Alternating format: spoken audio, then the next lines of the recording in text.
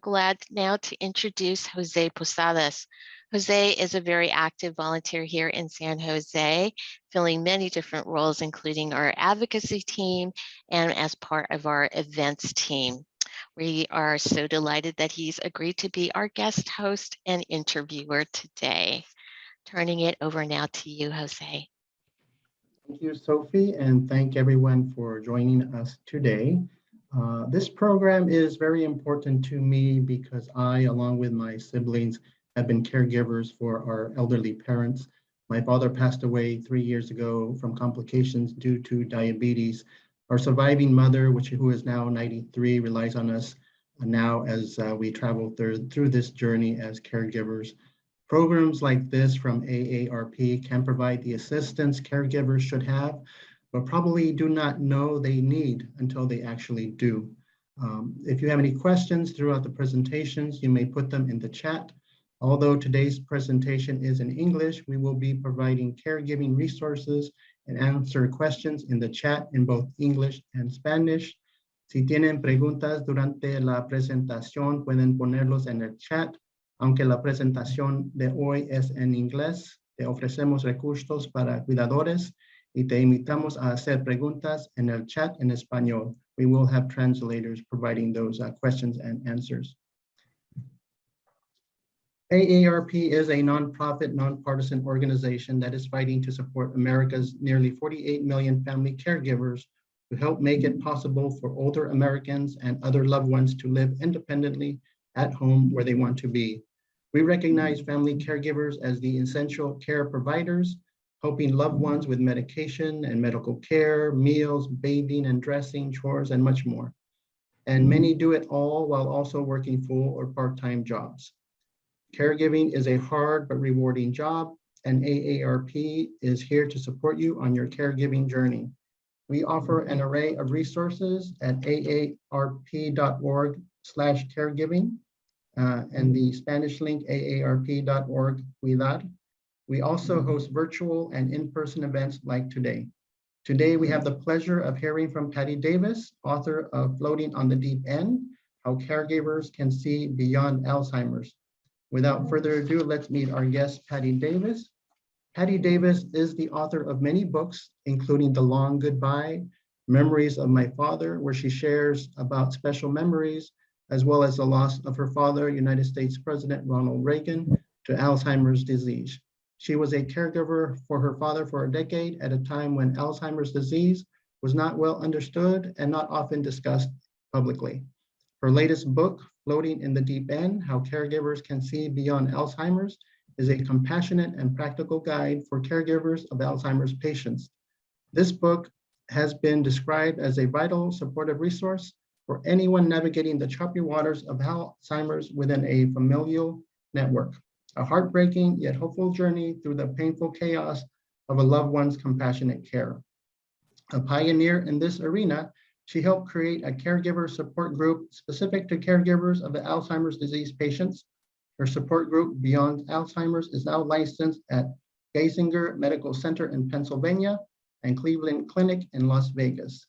Welcome, Patti. So glad to have you join us today. Thank you so much. Glad you are here to join us. I did Thank want you. to share just one short item that is also personal to me. And excuse me if I'm looking to the left, I'm looking at a monitor as well on this side.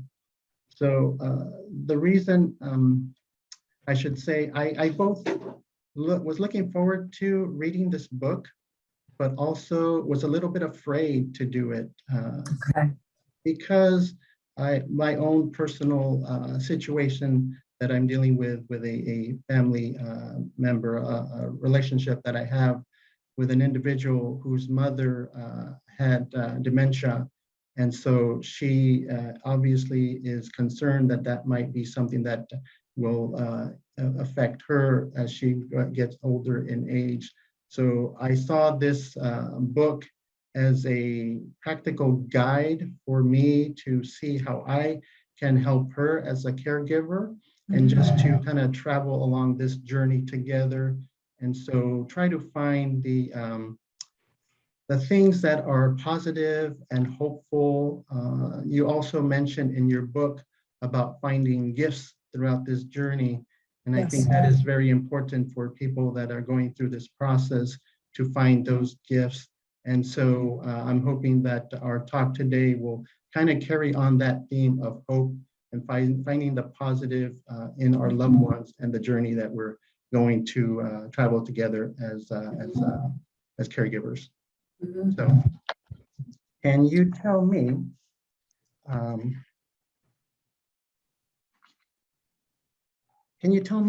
how did you come about writing the book and why you chose the title that you did chose for this book? So I started Beyond my support group, Beyond Alzheimer's, in 2011. I ran it for 6 years, twice a week, with co-facilitators from the medical field, because I felt that was important to get medical questions answered. And after 6 years, I needed to stop running it for a combination of reasons, mostly time. And I thought, well, I'm going to take the group into another phase. I'm going to license it to hospitals, and I'll be there to, help them choose the appropriate people to run the group and everything. As you mentioned, 2 hospitals said yes to licensing it. Many said no, which sort of confirmed what I already felt, that caregivers are not given enough care. The medical community knows full well how real. I'm sorry, my cat is going to join this whole thing, so there's nothing I can do about that. This is Minnie. She's going to be part of this, just for your amusement. Okay. They know that caregiver stress is a very real thing. They know that caregivers are very likely to get ill and even die before the person that they're caring for. Yet, taking this step to provide a support group to lessen that stress is sort of not a priority. So I thought, okay, then I'm going to write a book about all of everything that we've dealt with in the support group, all of the principles, all of the help that I can offer. And the book is also part memoir, because if I'm telling you what I think you should do in a situation, you need to know how I came up with that, right? Otherwise, it's not going to mean very much. So it is part memoir. And the title, my original title when I turned it into my publishers or turned part of the book in, was Seeing Beyond Alzheimer's. And they said, that can be the subtitle, but we really want a more lyrical title. And I just, water is a very important image to me. And I don't know, the title came to me really quickly. I just thought it was apt for this experience, because you do feel like you're in deep water and you are trying to float there. One of the things that runs through your book is really the importance of the caregiver seeking assistance themselves, because they seem to be so caught up in providing services, assistance to their loved one, that they put themselves way down on the list. So Can you speak to that? Yeah, so 2 things are going on there.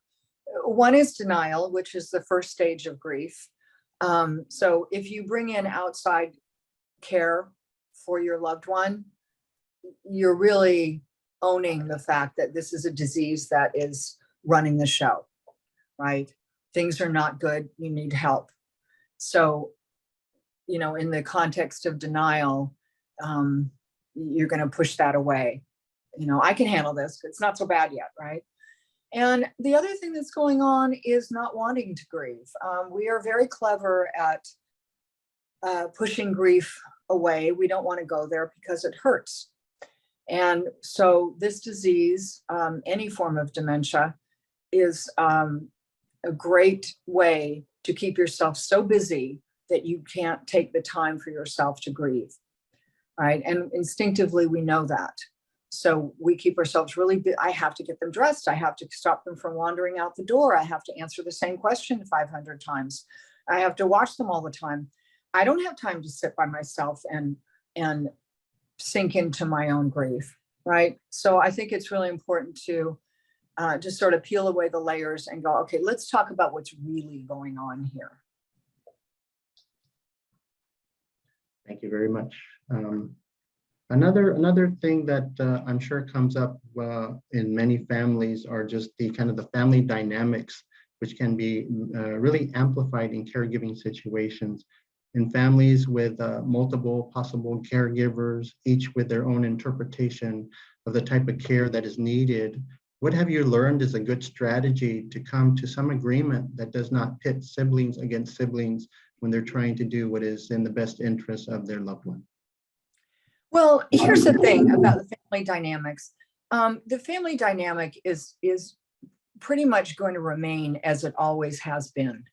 You know, I've written in Floating in the Deep End that I, like most people, sort of had a fleeting fantasy that my famously fractured family would come together now that my father was ill. And it was fleeting because I knew that wasn't going to happen. And I'm not saying that there aren't cases where maybe it does, but most of the time it doesn't. Families have their particular homeostasis. And if anything, when illness happens or tragedy happens or anything, people cling more tightly to the roles that they've always played. I mean, I've had people in my support group say, well, my brother he doesn't show up. And I've said, well, how was he before your parent got Alzheimer's? Well, he just never showed up. Right? So what's the surprise? So you're going to do yourself a favor if you just accept that these are the roles that everybody's always played, and there's always going to be one person who takes the helm and does most of the work. And, it's human nature to resent that maybe your other siblings aren't doing it, but most of the time you can't say this is new information, right? You kind of always knew that about them. So it's better to just accept it. I think that's another theme that runs through your book is the acceptance of the situation, acceptance of Yes. sibling relationships and all that entails. So I really enjoyed reading that part of your book as well. There is a line on page 150 where you write, having a loved one with Alzheimer's, while not unique, feels isolating, as if no one else can relate to your experience. Can you tell us more about this sense of isolation? What is it about Alzheimer's that makes caregivers feel so isolated? And can you share what you mean by slow burning grief? Well, I think the grief really starts at the beginning, at the diagnosis. I've described Alzheimer's as a death before dying. And, I have said to people at the early stages of their loved one's disease, how are you doing with your grief? And a lot of people have looked at me like I was insane. Like, well, they're not dead. What do you mean grief? No, this is really important that you start the grieving process now, because you're losing them in unpredictable ways. You can also find them in unpredictable ways, but you are losing them to who they once were, in the familiar ways that you once knew them. Right. And I'm sorry, what was the other question? I just blanked out on the other question. No problem. About. It was, what is it about Alzheimer's that makes caregivers feel? Oh, the isolation, right? The isolation. Well, I think when you're trapped in any kind of situation that is unpredictable, you're going to feel isolated. But I think the other thing is that everybody in a family loses that person in their own way. Even if you come from a really close and cohesive family, a daughter is going to lose that parent differently than a son. A spouse, that's a totally different thing. So there is a loneliness to that. And I think, again, you have to accept that, but it's also what's really important about finding people to talk to, if you can't find a support group, then find, friends who have some knowledge of this and who you can talk. You need travel buddies on this journey. Yeah, and on that same note, one of the helpful aspects of your book are the practical tips for caregivers on managing everyday situations, things like personal hygiene for your loved ones. What have you learned about the kinds of support that caregivers need And what did you find is the most meaningful type of assistance that they could receive, the caregivers themselves? Well, they need a break, and if at all possible. And I understand that there are some financial situations where, you know, an outside caregiver can't be hired. But, you know, there's also respite care. There are ways to, even in a difficult financial situation, to get a break for yourself. You know, even if you can only get like 4 hours a week of somebody coming in and helping out. That's really important. But it's also really important that when you do that, when you hand the reins over to someone else, you really do hand the reins over to them for that period of time, and you go do something for yourself. Don't go, you know, leave the premises and then be checking in on your phone all the time. If you have baby cams around, be checking in on the cameras all the time, you know.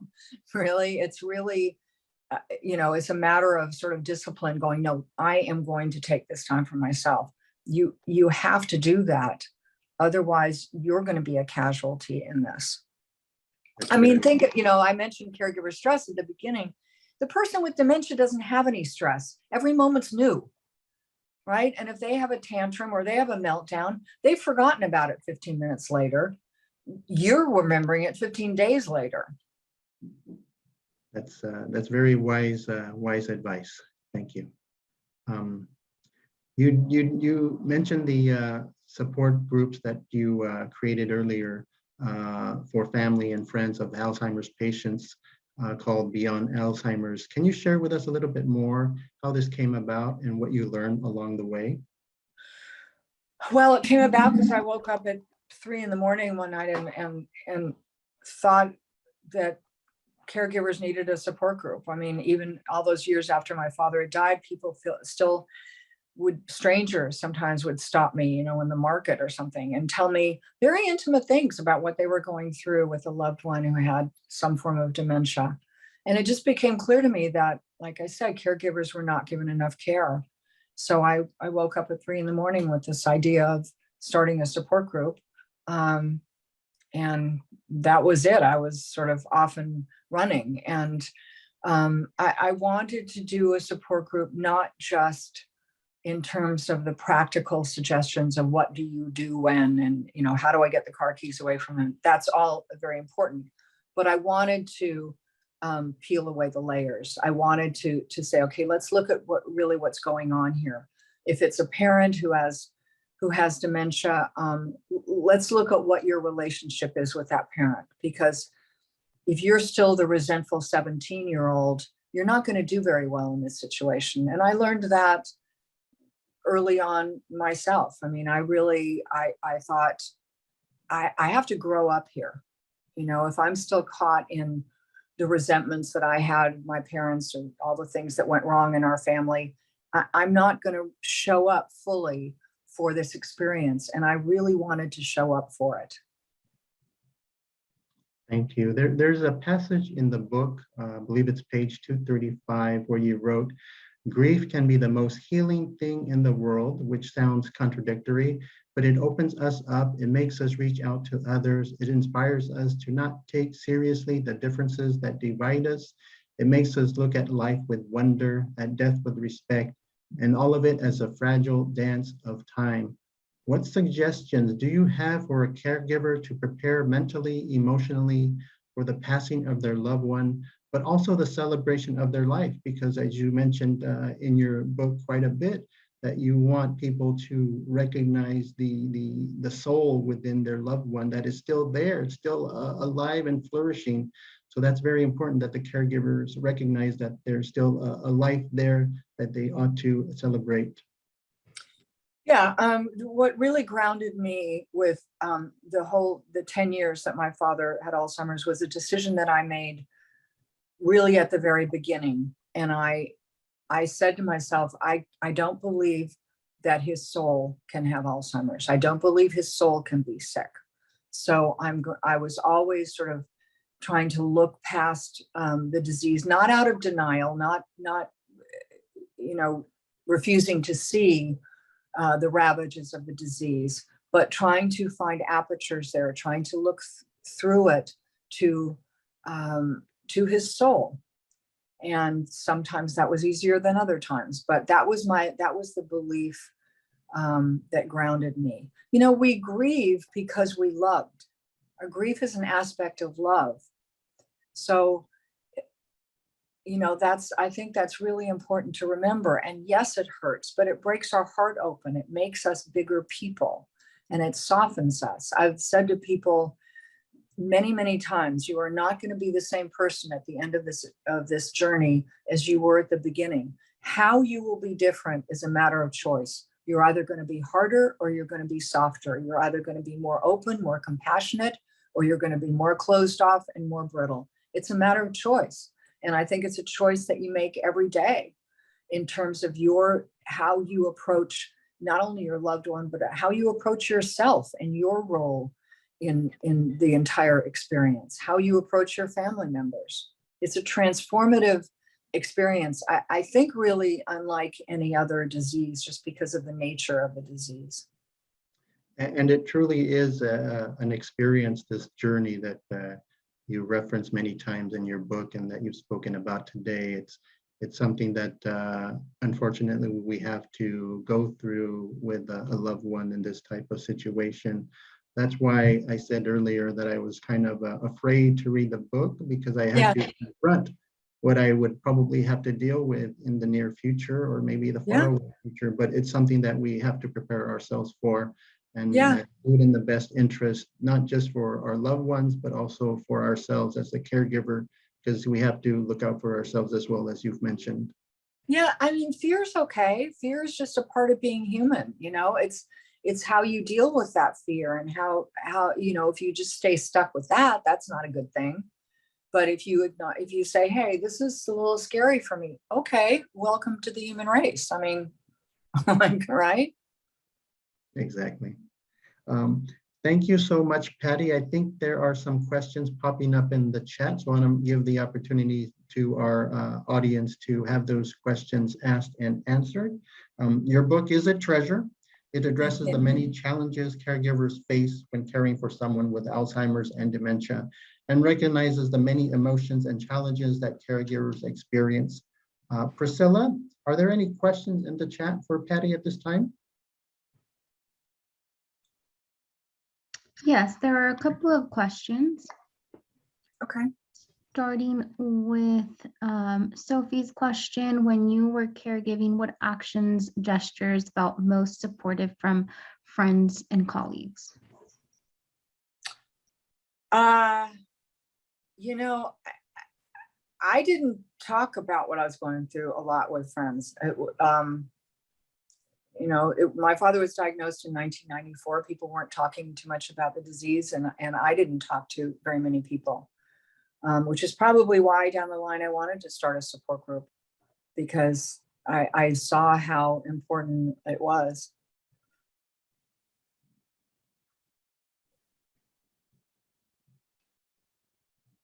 Is there another question? Yes, we also have a question, comment from Melinda that reads, and it looks like she was responding to something that you had shared. That makes a lot of sense. What was the sibling like before, and then acceptance? That has been my experience. Okay, was that a question? That wasn't a question, right? Was that a question? It looks like the question was, what was the sibling like before? I'm not sure if Melinda... I don't understand the question. What was whose sibling like before? I don't understand the question. Melinda, I'm not sure if you... okay, I see. It was a comment. It's just a comment, okay.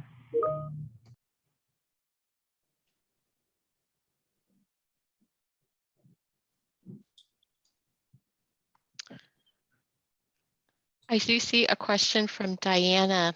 How do you deal with a loved one who refuses to go to the doctor?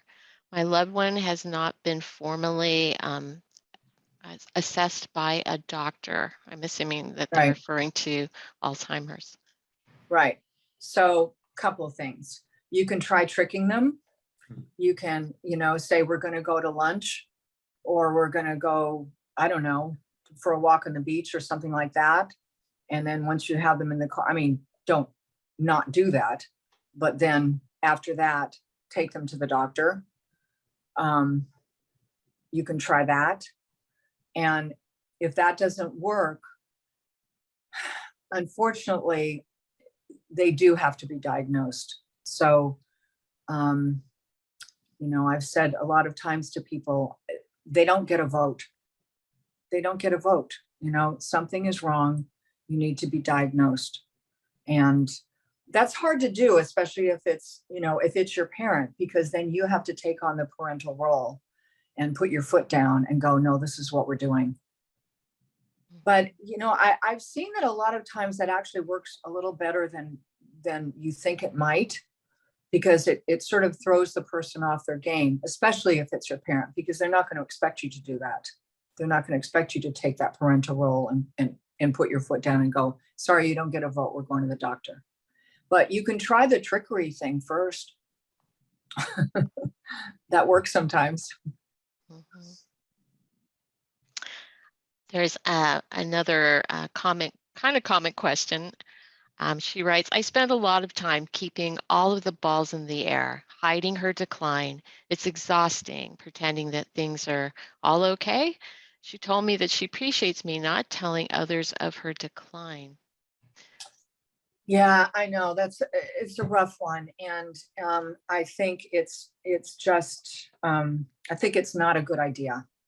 I found it to be really comforting, actually, that the entire world knew that my father had Alzheimer's, right? Because especially when, we were still taking him out for walks and things like that, nobody expected him to be on top of anything, right? And people see that something is wrong with your loved one. So they're going to assume that they're taking drugs, they're going to assume they've been drinking, or they're going to assume that they have dementia. They're going to assume something. So I think again, it's better to peel away the layers and go to what's really going on. And what's really going on with your loved one who doesn't want people to know is fear. They're afraid of what the disease is doing to them.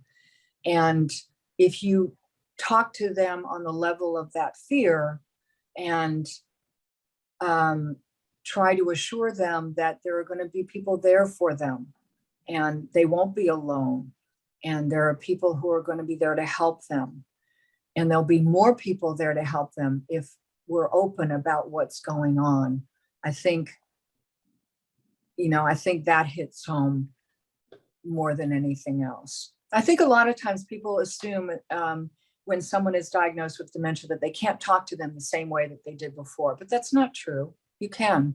You can talk to them about their underlying feelings. They might not answer you in the same way that they did before, but you can still talk to them about their underlying feelings. The feelings are there. They're aware of them. Diane writes in the chat, I told my dad it was me who needed the advice from the doctor and that he could come along, and that actually worked for her. That's a great idea too, and that's a great idea also in terms of getting outside care into the house. Don't make it about the person who is ill. Don't say you need help. I need help. I need an assistant here in the house. That's a great way to get outside care in. We have another question here. Do you feel the stigma and lack of understanding about Alzheimer's is changing? You were there when no one knew hardly anything. Is it changing, and what can caregivers and family do to help that positive change? I think it is changing. I mean, when my father was diagnosed, nobody was talking. It was a disease that nobody was talking about. Everybody knew about it, and nobody was talking about it. So many more people are talking about it now. I think it's really helpful that people like Glenn Campbell came out and was so open about it, and Tony Bennett was so open about it. So we have gotten a lot better about being open about the disease. And I think what we still have to get better about is helping caregivers. But I think in terms of information about the disease and openness, we've gotten a lot better. Thank you. I think those are the questions I see currently in the chat for right now. Patty, I'm going to send it back to you and to Jose, but are there any final words that you would like to share with our audience? Well, I think I pretty much said everything I can think of. I mean, it is, it is a difficult journey, but I think, as I said, it's a transformative journey. I think you have the ability to look at your loved one differently through more open eyes. They retreat back in time, so you have the opportunity to see a parent at stages that they were at before you were even born, and that can be quite illuminating. So you are losing them in many ways, as I said before, but you're also finding them in many ways. You're learning things about them. People have learned startling things about their parents as they retreat into Alzheimer's. And I think also what I'd like to say is that it's important to not make assumptions in this disease. It's important to not assume that you know what's going on with the person who has dementia. I remember someone in my support group was talking about going to see their mother, who was already well into Alzheimer's and was in a facility. And they said, I feel so badly because I come in and she's just sitting by the window all by herself. And so I'm the only interaction she gets because I was told by people at the facility she doesn't really interact with the other residents and just looks so lonely. And so I'm the only person communicating with her. And it just makes me so sad. And I said, hold on. I said, you have no idea where she's drifted off to. She could be walking on a beach in the Bahamas with some gorgeous man at sunset, and then you show up and ruin the whole thing. Like, you don't know where they've drifted off to. Does she look content? She's okay.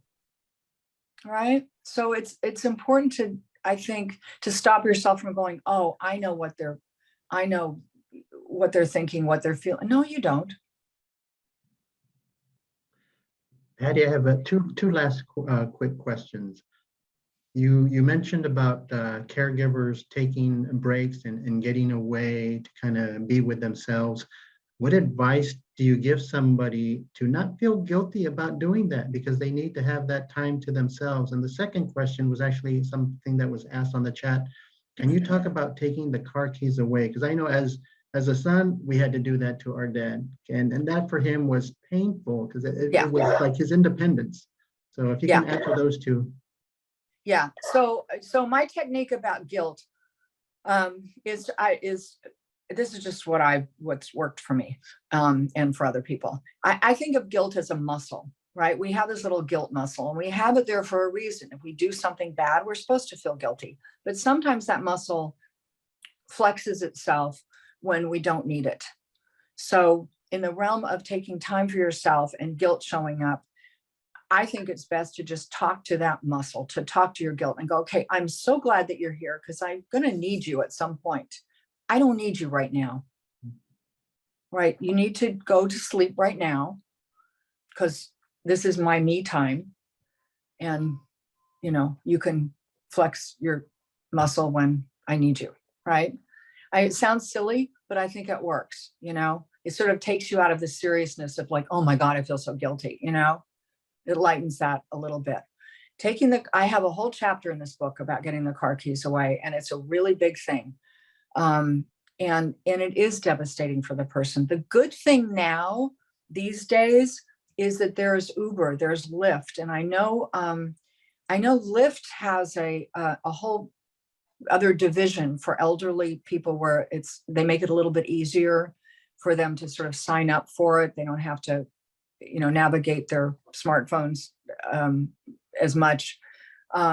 So it's sort of the same technique with a child. You're taking something away, then give them something else in return. So you're taking away the car keys, but you're going to set them up with drivers who can take them where they need to go. And they don't have to worry about parking. Right? So that works. Sometimes, most of the time, but it's still going to be really hard. I mean, people have, disabled the car. People have taken the car away, said it was stolen and they can't afford to get another car. People have gone to great lengths to get the car and the car keys away from people with dementia, but you have to do it. You have to do it because, you don't want on your conscience that they ran down some kid with a bike. Very, very good advice. Thank you so much. I think we are, well, let me see if I could sneak in one last question. Okay. Have you found that a neurologist or geriatric doctor would be the best advocate because the regular medical doctor has not been helpful? Yes, you do not want to get a diagnosis from your regular doctor. You don't. I've seen misdiagnoses a lot. I've seen more than one occasion someone who presented with symptoms of Lewy body dementia and were diagnosed by their regular internist as having Alzheimer's and were given Aricept, which is, you're not supposed to give Aricept to someone with Lewy body dementia. So you need to go to a neurologist. They need to be properly diagnosed because there are different types of dementia, and you need to know what type it is. Thank you. Thank you so much. This has been very helpful to me. I'm sure to a lot of the other viewers and those that will watch it once we post it on our AARP YouTube channels. Thank you again so very, very much. Thank you. Now I'd like to introduce Vanilla Souza, who will join us from the Northern California, Northern Nevada chapter of the Alzheimer's Association. Thanks for being here, Vanessa. Yeah, thanks, Jose. My pleasure to be here today. And thanks, Patti, for sharing your story. I think you can see in the chat, it resonated with so many people. And sort of to piggyback off of some of those resources and solutions that Patti shared, I'm going to share some more resources with you today. Some of you might be familiar with the Alzheimer's Association already, but if you're not, we are an organization whose mission is to find a world without Alzheimer's and all other dementias. But until that day, we're here to provide support for caregivers and for folks living with the disease. The first resource I want to share with you today is our Alzheimer's Association 24/7 helpline. And that number just got popped in the chat. The phone number is 800-2. So yes, our 24/7 helpline number is 800-272-3900, and it was just popped in the chat for you as well. That is your first stop to accessing any of our resources. The helpline's available around the clock, 365 days a year, and it's a free service where you can speak to specialists or master's level clinicians for support, for information, for referrals to other resources. And that is for anybody who needs help, whether a caregiver, a family member, a friend, if you're just a concerned member of the public. The helpline provides support in over 200 languages, including Spanish. And the helpline can also help you schedule a free care consultation with a family care specialist in your local office. So for example, we have an office in San Jose, one in San Francisco, and in Lafayette, but throughout Northern California and Northern Nevada. Care consultation is available in English and Spanish, as well as in Cantonese and Mandarin. Our website is a really robust resource. It's available in both English and Spanish, so you can find us at alz.org or alz.org/espanol. And I will also put in the chat in a moment some links to special parts of our website that might help with some of those questions in the chat. So we do have a page on our website that's all about how to encourage someone to go to the doctor. We have a page all about bathing and grooming and how to help people with that. We also have a page all about those, driving conversations. So I will put those links in the chat. The next thing I want to share with you is our Community Resource Finder. That's a database in which we partner with AARP. So thanks AARP for being a wonderful partner to us in that. That website is written in English, but you can filter the offerings by language. So you can find Spanish, English programs that way. It will help you find Alzheimer's Association or AARP events, help you find care for home, help you find long-term care facilities, medical referrals, many other resources like that. At the Alzheimer's Association, we offer support groups and caregiver education classes. So we have over 80 support groups in Northern California and Northern Nevada, as well as virtual support groups that are available throughout the country. We have support groups in English, Spanish, specialty groups for caregivers who are caring for someone with younger onset Alzheimer's. And again, a lot of our support groups and a lot of our education remains virtual, but a few have resumed in person. And if you call that helpline, they'll be able to help you find which ones might be in person. Our education programs range from 10 warning signs of Alzheimer's to effective communication. We have a class that I'm going to specifically encourage some of you to look into called Dementia Conversations. And that is a class specifically about 3 really important conversations: how to get someone to go to the doctor, how to talk to someone about giving up driving, and how to talk to someone about handing over some of their legal and financial responsibilities to a care partner. So if you're a caregiver who is facing those conversations, I highly recommend that class. It is available in English and in Spanish. And we also have a 6-week hands-on caregiving workshop. In English, it's called Savvy Caregiver.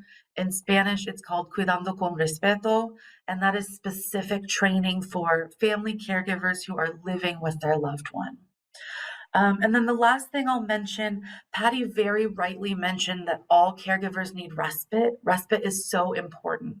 And so I want to share with you that in Northern California, the Alzheimer's Association does provide a respite care grant. So these are grants provided to family caregivers who lived with their loved one, who need a break from caregiving but are unable to afford one on their own. And these are a one-time gift of at least $1,000 to pay for in-home care, adult day program, or a stay in a memory care facility. And you can call the helpline to be pre-screened for that. So again, to access any of our services, the best place to start is the helpline. So call us day or night. It's 800-272-3900. Or you can also send us a chat or an email through our website, alz.org. So thank you so much. Thank you so much, Vanessa. Those are pretty powerful resources that you just mentioned. Thank you so much. Now I'd like to introduce from AARP California, Nina Wheeler-Harwell from the Sacramento office. Nina is an Associate Director of Advocacy and Community Engagement with a focus on caregiving. We've asked Nina to share a bit about California's paid family leave and what this means for family caregivers. So good afternoon, everybody. I'm absolutely delighted to be here with you today. I know we're going to have some slides coming up, but I'll at least preview what our paid family leave in California looks like. California was actually the first state in the country to legalize paid family leave. So we are the first state. And since then, we've made some improvements to the program. But notably, in order to take paid family leave, there are certain requirements in terms of how long you've worked for somebody and so forth, which you can find on our tick sheet that we will be sharing. We have a link here in chat. You would need to be a caregiver for someone who is quote unquote seriously ill, and that would need to be really certified by a physician or a nurse practitioner. There are several family members that can actually take this leave. So in other words, this could be something that folks share between themselves. So among other things, a qualifying family member would include a child, parent, parents-in-law, grandparent, grandchild, sibling, spouse, or registered domestic partner. As of 2020, you can take up to 8 weeks of paid family leave. And this would apply to any, there's also something called job protection. So paid family leave replaces some of your income. But there's also the issue of knowing that if I take this, I can go back to work. And so in 2020, California passed a law that stated that if you work for an employer of 5 employees or more, you have what's called job protection. So you cannot be fired for taking this leave. Prior to that, it was 50. So that was a huge improvement. In addition, California became, I believe, the second state to allow individuals to also take paid family leave military assist if you need to deal with a qualifying event because of a military deployment of a spouse, registered domestic partner, parent or child, or a foreign country. So again, that is for immediate, for caregivers of somebody immediately deploying. As we note, most private sector employees in California are eligible for paid family leave. However, if you're a public employee, there may be other benefits that are provided or other requirements that were part of, say, your bargaining unit contract. So you'd have to look into that. You would know you were eligible if you see on a pay stub that there are deductions for California State Disability, that's CASDI, and you can see if you're eligible in the current period. Again, this program does provide wage replacement. It's not the full wage replacement. It's 60% for most, 70% for the lowest income. I'll pause here if you want me to talk about some additional paid leave programs in California. Sophie, I'm happy to do so, such as paid sick leave. Or Jose. We are running ahead of schedule, so I think we have some time. Okay, great. So Shay is also sharing some of our resources that you will see. And I assume will we be able to share these slides, or it'll just be part of the recorded presentation? Either way, we have caregiving instructional videos, which if you were on this site, you'd see it's at no longer alone. We'll get the site for you. But if, for example, you have to engage in medical tasks or home care tasks, such as transferring and other tasks, we do have instructional videos, both in English and Spanish. We have live and recorded webinars, which you will also see. I believe we were gonna potentially put some links in the chat for our live and recorded webinars. We have a caregiving Facebook group. If you could please scroll down. Yeah, great. Thank you, Sophie. We actually do have a family caregiving support line. And so this is the number. It is available. We're going to send the slides out. I thought they would all, hoping we would put some of this information in chat about the hours for the support line. There's also a support line in Spanish. Great. And let's see, we should have something on the slides around paid family leave and paid sick leave. What we will do is send out the slides with the information and links to all of today's registrants. So you will have a copy of that following. And thank you, Jose and Sophie. Thank you so much. So I believe this brings us to the close of the program. I want to thank again Patti Davis. Again, her book is Floating on the Deep End. Be sure to read this wonderful resource. And also thank Vanessa Souza, Nina Whaler-Harwell for joining us today. A special shout out to all our volunteers, Diane Choi, Suzanne Constant, and the AARP California staff, and to you for joining us today. Please note that AARP does offer an array of resources at aarp.org caregiving. Y tenga en cuenta que AARP ofrece una variedad de recursos en aarp.org cuidar. So you can also find that information in Spanish, as we've mentioned throughout this program. Please take a moment to provide us feedback on today's program by taking our survey. Just click the link in the chat. Again, I'm Jose Posadas. It's been a pleasure to host today. And if I have learned anything that I can take away from our program today is one, being afraid is okay. It makes you human.